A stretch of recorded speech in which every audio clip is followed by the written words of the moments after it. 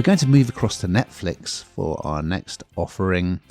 It arrived on Thursday, the 27th of Feb. It's a new 10-part sitcom called Running Point.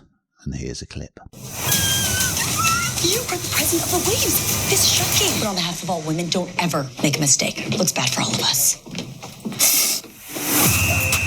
We're a family, sis. We got your back, no matter what people say.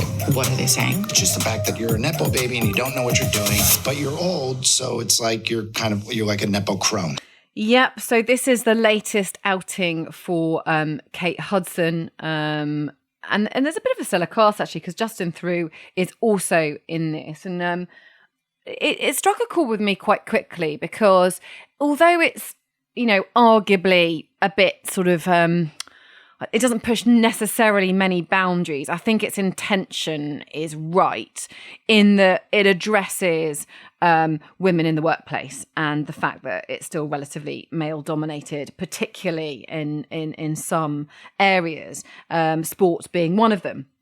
Now, it's called Running Point, and she is appointed as the president of a world-famous basketball team. Now, nepotism plays a big part in here because it's a family business. But she's massively ambitious, and it sets the cat among the pigeons, really, or sends their hairs racing, because essentially all her brothers are all jostling for position. She's a girl, why should she do it? And you get this real kind of sense of a woman in a male-dominated workplace, which I think, without sounding too feministic and kind of, veering this down a different track, I think a lot of women do feel like that in a lot of situations.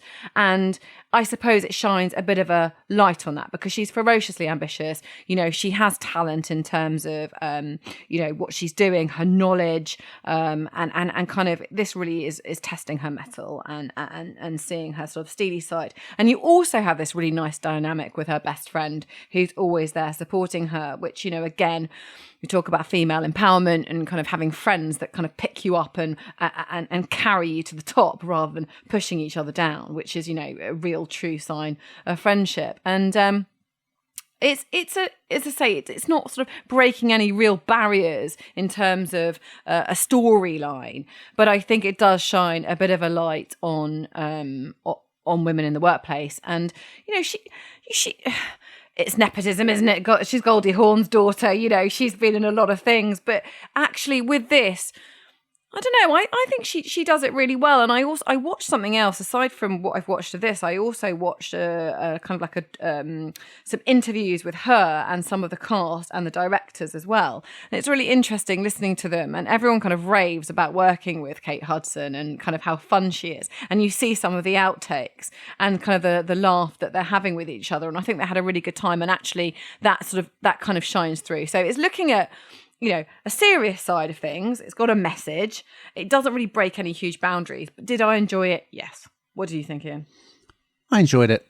And I first saw Kate Hudson in the brilliant film Almost Famous, which is about a rock and roll band on tour. And she played the groupie Penny Lane. She was fantastic in that.